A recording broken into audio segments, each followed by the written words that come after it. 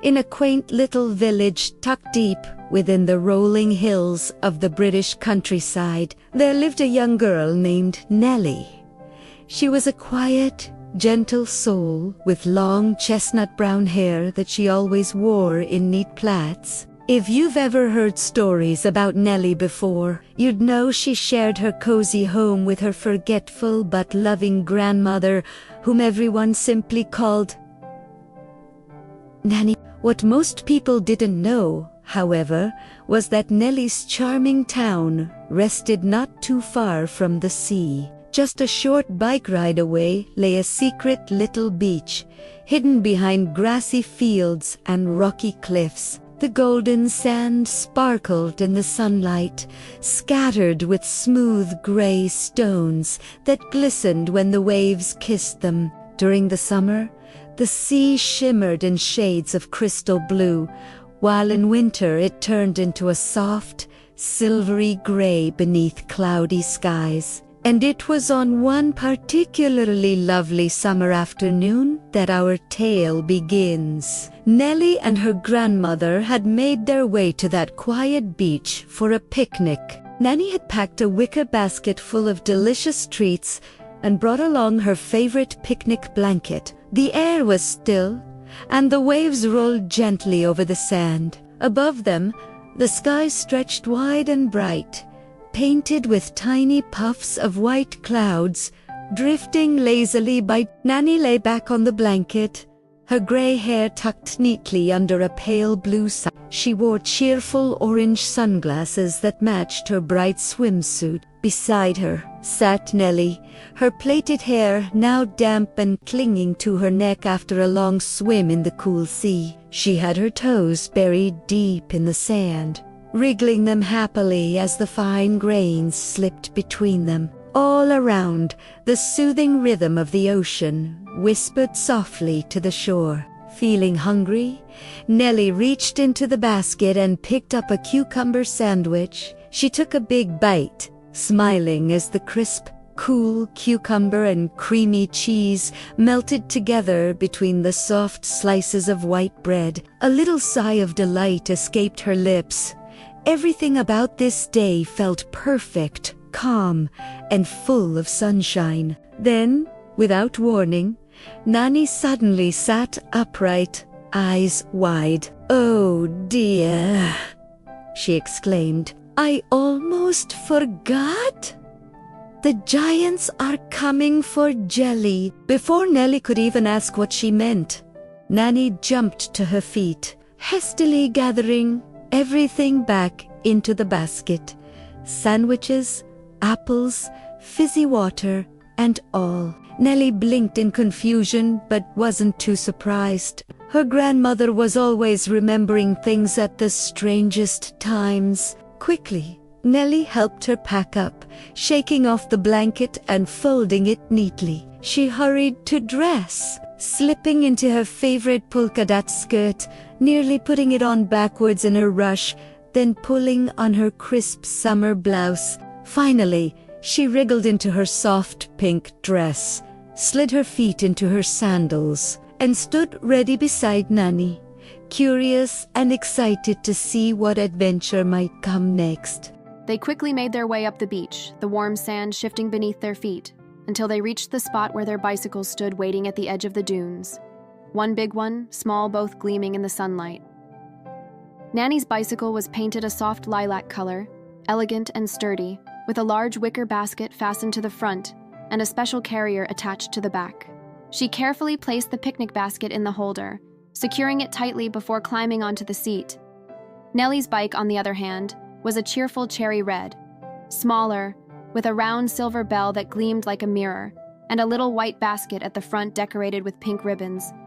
She hopped on, glanced up at Nanny with a grin, and together they began to pedal away from the beach. The narrow path leading back was sandy and uneven, but they managed to ride side by side, their laughter carried along by the gentle sea breeze. All around them stretched the wide, open countryside, fields of wheat swaying in the wind, the scent of grass and salt lingering in the air. Far ahead, Nelly could see a shallow dip in the land where her town nestled cozily between the hills. She recognized it instantly, the familiar church spire with its proud flag waving in the distance. As they cycled on, the golden light of afternoon spilled across the fields. The sun shimmered through the tall wheat stalks, turning them to liquid gold, while the meadows and cow pastures glowed a vivid, sparkling green. Every pedal forward felt like a ride through a painting. Soon, the bumpy sand path widened into a smooth country road, and the ride became easier. The tires hummed softly over the firm ground, and Nelly felt the warm wind brush against her cheeks. Then Nanny suddenly slowed down and stopped her bicycle beside a tall wooden gate nestled between two thick hedgerows. Nelly braked beside her and looked up. Behind the gate stood a charming old farmhouse, its stone walls glowing honey gold in the afternoon sun. Beside the gate was a hand-painted sign that read, "Fresh strawberries for sale." Without a moment's hesitation, Nanny climbed off her bike and called toward the house. A few moments later, the farmhouse door opened, and out came a tall woman with chestnut hair, wearing a flowing blue dress that fluttered softly in the breeze. Nanny smiled and told the woman she wished to buy all the strawberries they had. The woman blinked in surprise. All of them? But when Nanny explained that they were needed for a very special party, her expression melted into a kind smile. 10 minutes later, the two were back on their bikes.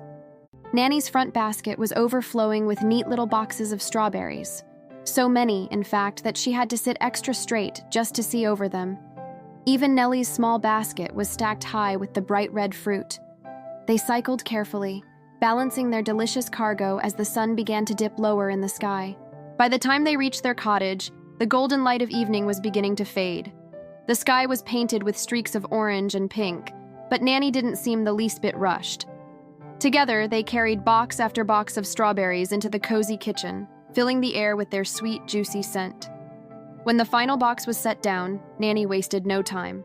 She bustled off toward the cupboard under the stairs, muttering to herself as she rummaged through the clutter. Out came cleaning supplies, tangled tinsel from Christmas, several boxes of crackers, and even an old barbecue grill. At last, with a triumphant little aha, she pulled out what she'd been searching for, a bright blue paddling pool. Nanny and Nelly hurried out into the garden to set it up, though Nelly couldn't help but frown in confusion. What could a paddling pool possibly have to do with strawberries, or with giants coming for jelly? Nanny explained with great seriousness that the paddling pool was the only asterisk thing large enough to make jelly fit for giants. Nothing else would do. Then, without wasting a second, she bustled into the kitchen and gathered every single saucepan she owned, big ones, tiny ones, and even a dented old pot from the back of the cupboard. Each one she filled carefully with fresh, clean water. Soon, the kitchen was filled with the soft, bubbling sound of pots heating on the stove. Nelly stood nearby, utterly fascinated as the little bubbles began to form at the bottom, shimmer upward through the clear water, and burst into tiny wisps of steam on the surface. It felt like watching magic in motion. When the water was hot enough and bubbling merrily, Nanny began carrying each saucepan, one by one, out to the garden where the paddling pool waited. She poured the steaming water in carefully, the warmth rising into the cool evening air. Meanwhile, Nelly poured in a pot of cold water to balance the temperature. Just as Nanny instructed, slowly, the pool began to fill, until it was nearly brimming. Then came the exciting part. Nanny reached for the giant box of jelly mixture and handed Nelly the biggest ladle she had ever seen. It was almost as long as her arm. With a grin, Nanny opened the packets and emptied all the jelly powder into the pool. Nelly dipped the enormous ladle in and began to stir. The mixture spun and shimmered as it swirled around the paddling pool, turning the water a soft, glowing pink. The sweet scent of strawberries filled the air, wrapping around them like summer perfume. Nanny fetched her favorite old wooden spoon and joined in, the two of them stirring together in wide rhythmic circles. The sun was sinking lower now, painting the sky with shades of gold and rose. The warm air slowly grew cooler as the first hints of twilight brushed across the garden, but they kept stirring patiently, watching the jelly thicken and turn glossy under the fading light.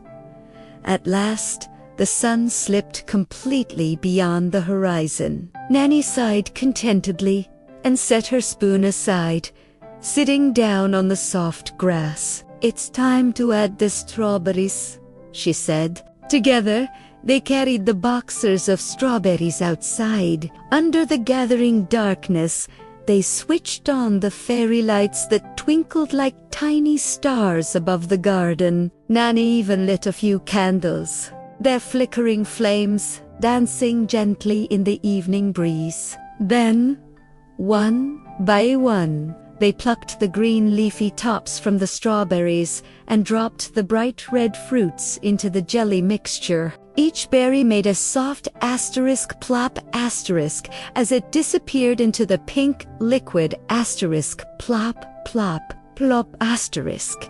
And Nelly giggled at the sound, finding it oddly soothing. When the last strawberry had been added, Nanny covered the paddling pool with a clean white bedsheet to keep it safe, while the jelly began to set. Tired but happy, Nanny sat back down on the grass, and Nelly joined her. The cool blades brushed against their arms and legs, and the earth felt soft and springy beneath them. Nelly's eyelids grew heavy from the day's work, but excitement kept her wide awake. She couldn't stop wondering what would happen next, or when the giants would arrive. Nanny smiled and explained gently that giants only came out after dark, when the sun had gone to sleep.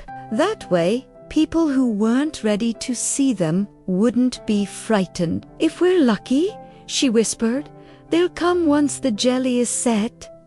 With that, Nanny lay back on the grass, gazing up at the deepening sky, and Nelly copied her. Together they waited quietly. The night was peaceful and still. Nelly wasn't sure how long they lay there, but the stars seemed to multiply with every passing minute, glimmering like diamonds scattered across black velvet. They whispered stories to each other under the starlight, their voices soft and content. Between stories, they nibbled on the leftover sandwiches and cheese from their beach picnic, their hearts full and happy as the cool night wrapped around them like a gentle blanket.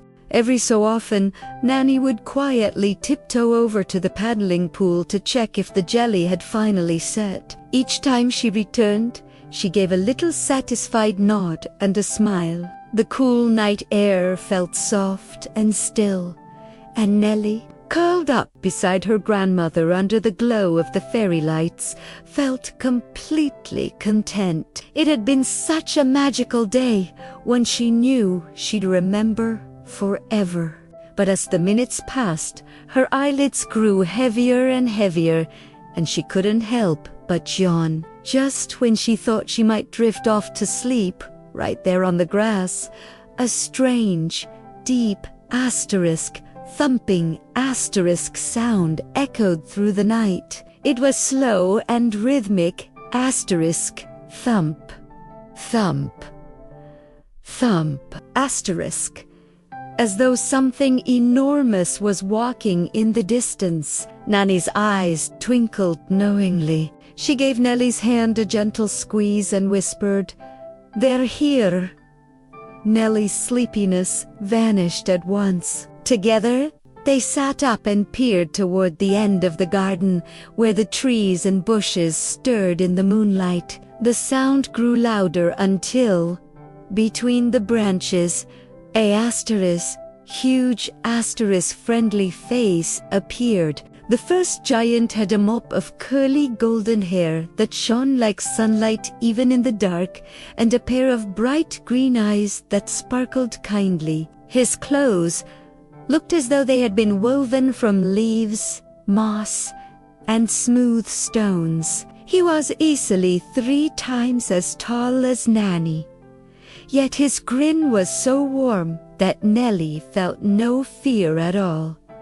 only wonder. When he saw Nanny, the giant let out a booming laugh that rumbled like distant thunder, not frightening, but joyful. Nanny waved cheerfully, calling a greeting up to him as though they were old friends. Then, from behind the trees, another figure stepped forward, a lady giant slightly smaller than the first, with the same happy eyes and a smile that could light up the whole garden. Nelly's heart fluttered with excitement. She had never seen anyone so big and yet so gentle-looking. As the giants settled themselves in the garden, careful not to crush the flowers. Nanny explained to Nelly that these giants were the special guardians of nature. It was their job to take care of the forests and the fields, to make sure the trees grew strong and the soil stayed rich, to smooth out the muddy paths, and to watch over all the animals who lived beneath the branches. Then, with a proud little smile, Nanny whisked away the sheet covering the paddling pool. The giants' eyes widened in delight, and they clapped their enormous hands, the sound echoing like soft thunder. The jelly was perfectly set, shimmering pink under the moonlight and dotted with juicy strawberries that looked like stars trapped in a rosy sky. Nanny served the feast with great care. Giant-sized buckets brimming with jelly for the visitors, and smaller wobbly plates for herself and Nelly.